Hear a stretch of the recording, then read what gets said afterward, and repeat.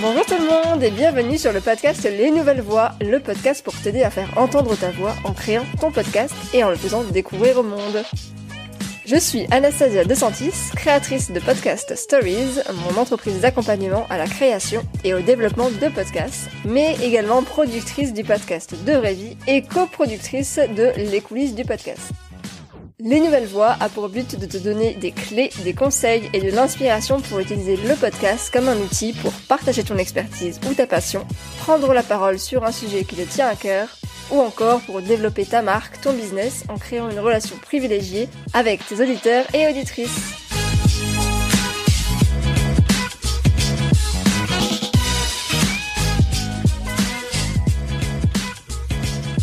Bonjour à toutes et à tous, j'espère que vous allez bien.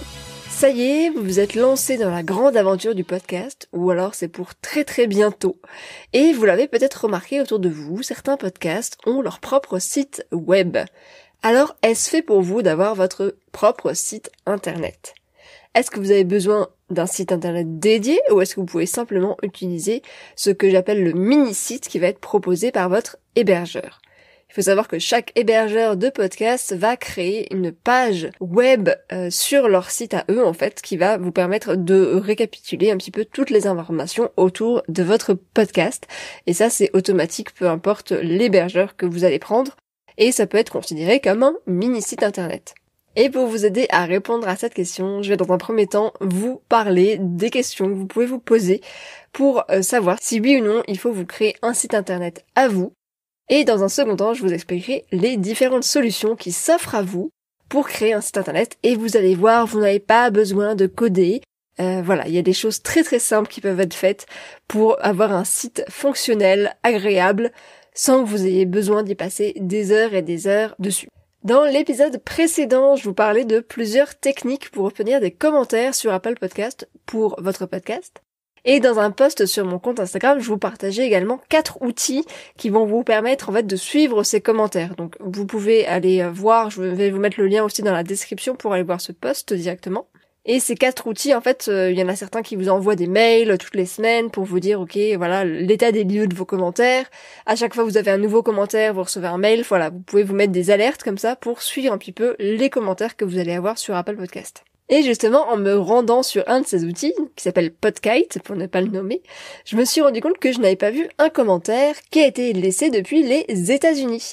Parce que oui, Apple Podcast, en fait, quand vous vous connectez depuis la France, par exemple, vous n'allez pouvoir voir uniquement les commentaires qui ont été laissés depuis la France. Donc vous ne voyez que les commentaires laissés dans le pays où vous vous trouvez.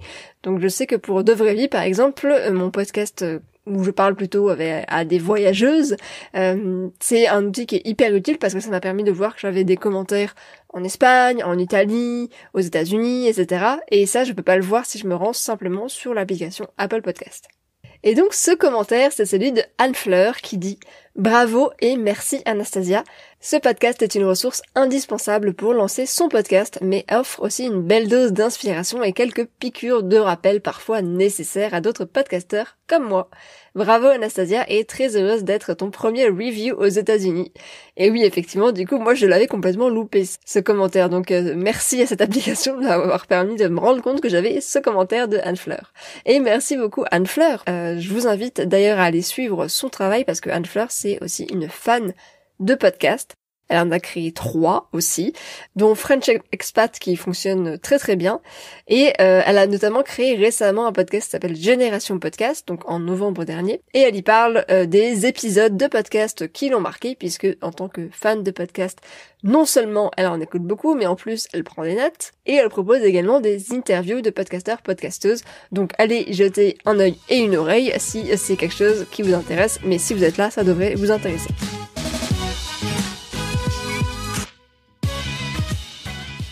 Et c'est parti pour le sujet du jour. On commence tout de suite avec « Est-ce que j'ai besoin d'un site internet pour mon podcast ?» Et comme pour toute question, je ne peux pas vous répondre oui ou non. Ça dépend est vraiment la meilleure réponse que je vais pouvoir vous donner. Alors déjà, avant de commencer, qu'est-ce que j'entends par site internet ? Donc quand je parle de site internet, je parle bien sûr d'un site dédié à votre podcast, donc avec une page à propos, une page de description du podcast, une page pour les épisodes, une page de contact, etc. C'est vraiment un site personnalisé où vous pouvez changer à peu près tout ce que vous voulez et qui va refléter vraiment l'ambiance de votre podcast avec votre charte graphique également. Donc pour savoir si vous avez besoin de créer ce site qui va être personnalisé, qui va vous prendre peut-être un petit peu de temps à créer, je vous conseille de vous poser ces questions. Quelle est mon ambition avec ce podcast ? À quoi me servira ce site ? Quelles informations vais-je mettre sur ce site ? Est-ce que je veux simplement un site de présentation ou est-ce que je veux faire à chaque fois que je sors un nouvel épisode un article de blog pour chaque épisode ? Et combien de temps suis-je prêt ou prête à mettre dans ce site par mois ? Parce que oui, si vous avez décidé de créer un site avec des articles de blog à chaque publication, il va falloir consacrer un petit peu de temps pour créer ces articles de blog. Par exemple, moi, c'est ce que je fais avec les nouvelles voix. Donc j'essaye de publier un article qui va être lié à l'épisode que j'ai sorti. Parfois, c'est relativement simple parce que j'ai que, entre guillemets, à reprendre le script que j'ai écrit pour enregistrer cet épisode. Parce que moi, j'aime bien scripter les choses. Mais ce n'est pas toujours aussi facile quand j'ai des épisodes d'interview. Par exemple, je dois créer vraiment l'article de A à Z. Mais dans les deux cas, de toute façon, ça me prend du temps parce qu'il va falloir que je retransforme bien sûr ce script en article, que j'écrive l'article le cas échéant, et ensuite que je l'intègre sur mon site, puis que je le publie et que je le fasse connaître. De mon côté, c'est vraiment pas la partie que je préfère, la création d'articles, parce que si je fais des podcasts, c'est parce que je trouve que ce format est plus agréable et ça me permet plus de contact, plus de liberté, on va dire. Mais effectivement, c'est vrai que créer des articles de blog pour son site, c'est encore utile. Voilà, donc posez-vous ces questions-là. Donc en gros, si vous avez pour ambition de développer votre podcast pour vraiment le faire connaître, le légitimer aussi, ça peut être une manière de dire voilà, j'ai un podcast, c'est officiel, c'est quelque chose de sérieux entre guillemets. Donc là, vous allez vraiment pouvoir créer un site parce que ça va donner vraiment cette image professionnelle. S'il s'agit d'un podcast passion, que vous n'avez pas forcément d'ambition particulière que celle juste de prendre du plaisir à faire vos épisodes, ou alors si vous n'avez que très peu de temps à disposition ou peu ou pas de connaissances techniques, alors je vous conseille d'utiliser simplement le mini-site qui va être fourni par votre hébergeur, c'est ce que je vous disais en introduction. Donc que vous soyez sur Ocha, Podcastix, Anchor, Acast, etc., tous ces hébergeurs vont vous créer une page dédiée à votre podcast. En général, cette page reprend à minima la description de votre podcast, la cover, des liens vers les différentes plateformes de diffusion et la liste des épisodes de votre podcast pour les écouter aussi directement depuis cette page qu'ils vont vous créer. Ça peut être amplement suffisant, mais c'est pas toujours personnalisable. Vous avez en général une seule page qui va être sur leur URL. Donc pour Ocha par exemple, ça va être podcast.ocha.co/ le nom de votre podcast. Donc là, clairement, vous pouvez pas personnaliser plus que ça, vous n'avez pas votre propre URL, mais ça peut être largement satisfaisant et suffisant si vous n'avez pas besoin de plus que ça, finalement. La seule chose que je pourrais vous recommander de faire qui va pas vous prendre énormément de temps, ça pourrait être en fait d'acheter un nom de domaine lié à votre podcast et en fait de créer une redirection de ce nom de domaine vers ce mini-site. Ça prend vraiment que très peu de temps et ça vous permet en fait de donner, quand vous donnez l'URL, à vos auditeurs, auditrices, à des journalistes éventuellement, de donner un lien qui vous appartient. Donc ce nom de domaine qui va ensuite rediriger vers cette page de votre hébergeur. Donc pour acheter un nom de domaine, vous pouvez vous rendre sur Yonos, il y a d'autres exemples sur OVH, etc. Donc là vous avez nom de domaine et en général hébergeur. Vous, ce qui vous intéresse, c'est uniquement le nom de domaine et ça coûte en général moins de 10 € par an.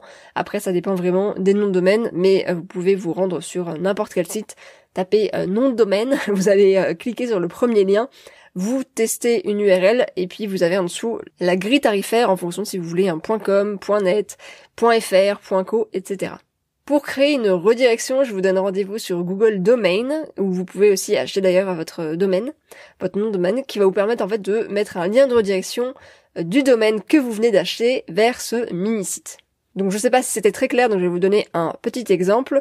Donc exemple, j'achète le nom de domaine myfavoritepodcast.com.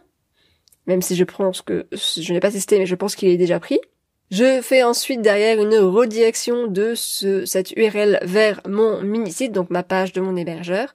Et si quelqu'un en fait tape cette adresse, ou alors sur les plateformes de recherche comme Google, si c'est cette URL qui va arriver en premier, eh bien vous allez être redirigé en fait vers le mini-site de mon hébergeur. Donc vous n'avez pas besoin de vous créer un site complet, d'avoir un hébergeur de site web, puisque vous avez déjà ce mini-site.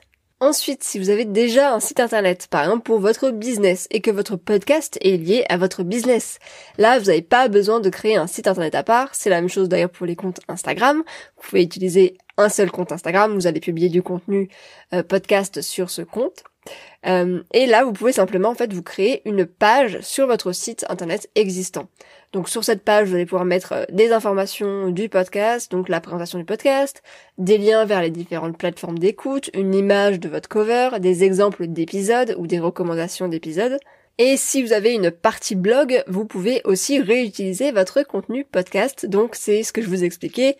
Au lieu de créer des articles de blog d'un côté et des épisodes de podcast de l'autre, tout simplement vous réutilisez vos épisodes de podcast pour les transformer en articles de blog pour ne pas créer double de contenu, parce qu'on est quand même dans une ère où on est à la création de contenu en permanence, ce qui prend quand même pas mal de temps, il faut le dire. Donc voilà, n'hésitez pas à réutiliser le contenu que vous avez déjà créé. Alors maintenant, si les solutions que je vous ai citées, donc si vous n'avez pas de site web déjà, si votre mini-site ne vous convient pas vraiment, qu'est-ce que vous pouvez faire ? Eh bien, vous pouvez tout simplement vous lancer dans la création de votre propre site. Donc là, comment faire pour créer mon site internet ? Donc là, vous vous dites peut-être, attends, parce que moi j'y connais rien du tout. Clairement, ça me fait peur de créer mon site internet, j'ai pas le temps, j'ai pas l'envie, enfin voilà, bref. Plein de choses et je vais vous rassurer, pas de panique, il y a des solutions pour vous en fonction de votre situation.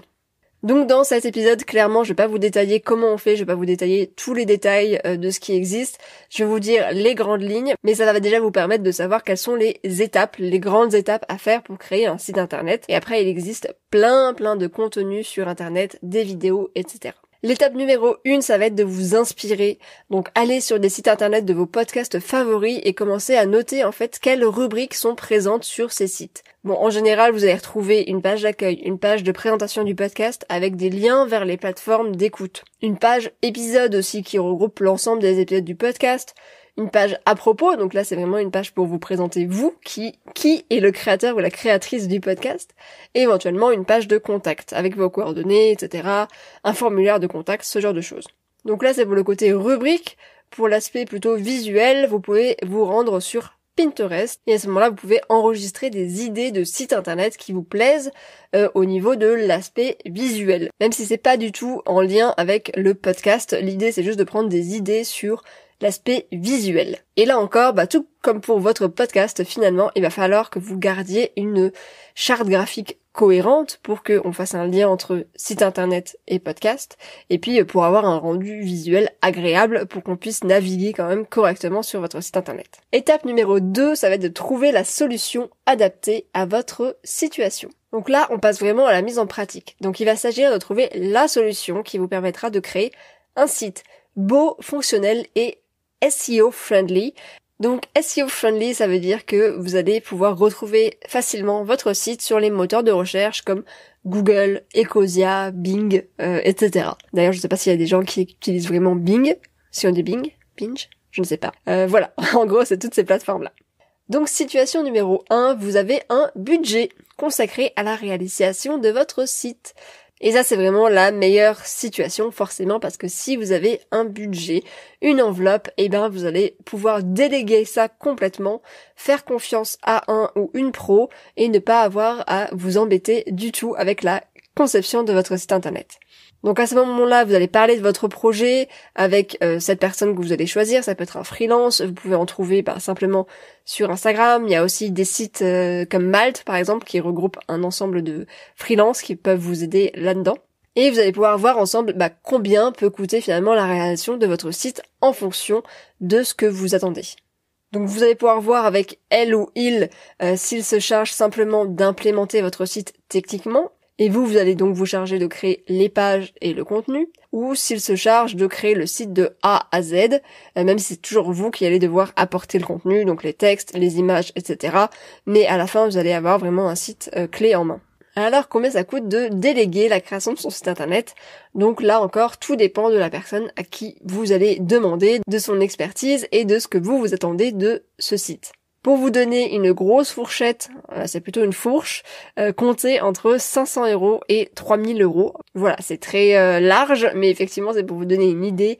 Là encore, c'est en fonction de plein de critères différents. Situation numéro 2, vous avez un tout petit budget ou pas de budget du tout. Donc à ce moment-là, déléguer la création du site internet, c'est pas pour vous parce que forcément ça va vous demander un budget. Donc comment faire si vous n'en avez pas du tout? La solution est toute simple, ça va être de le faire vous-même. Oui, c'est tout à fait possible. Mais là encore pas de panique, je vais vous proposer 2 solutions et vous verrez ce qui est le plus adapté à votre situation. Donc la solution numéro 1, c'est de créer votre site sur wordpress.org. J'insiste parce qu'il y a un wordpress.com également. Donc là, je parle bien de wordpress.org, qui est une solution plutôt adaptée si vous êtes à l'aise en informatique, on va dire, ou que vous pouvez apprendre vite et bien, ou tout seul en tout cas.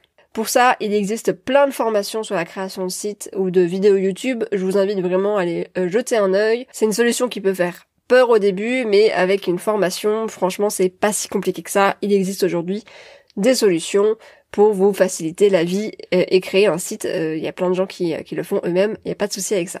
Donc avec quelques longues heures de visionnage, vous devriez avoir toutes les infos nécessaires pour créer votre site. Donc combien ça coûte? Il faut savoir que wordpress.org est gratuit, donc en fait vous avez plus qu'à payer vous de votre côté le nom de domaine et l'hébergeur.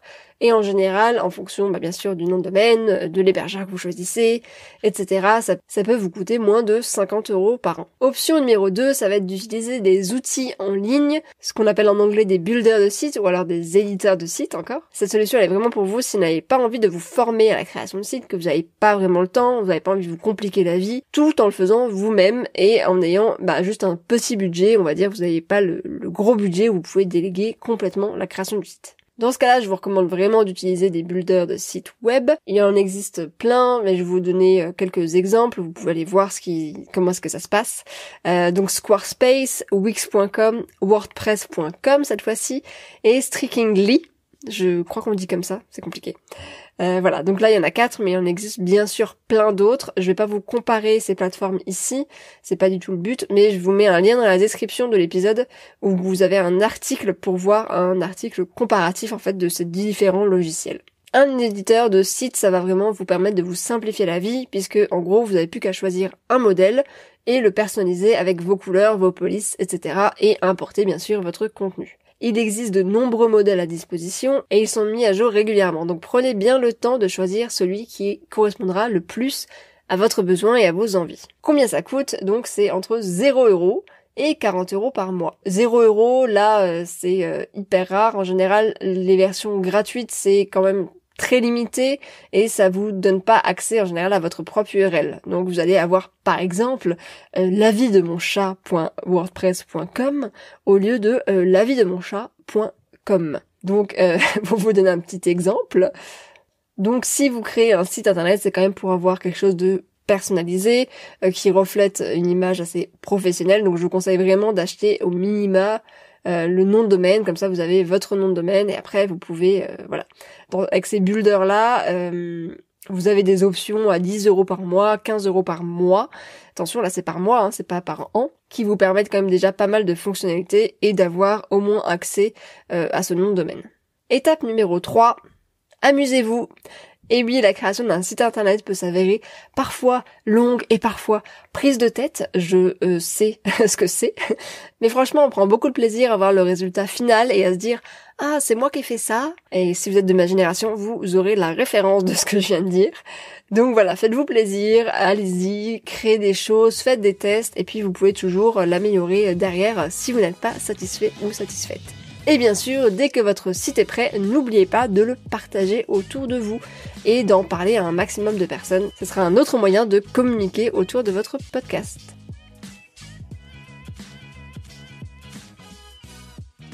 Voilà, maintenant vous savez si vous avez besoin d'un site internet pour votre podcast ou non, et par où commencer pour le créer si tel est le cas. J'espère que cet épisode vous a plu. Moi je vous donne rendez-vous la semaine prochaine pour cette fois-ci une interview d'une podcasteuse à ne pas manquer comme d'habitude. N'oubliez pas de vous abonner pour ne pas manquer cet épisode et de me laisser des petits commentaires sur Apple Podcast, ça fait toujours plaisir. Je vous souhaite une très belle journée, soirée ou nuit et je vous dis à la semaine prochaine.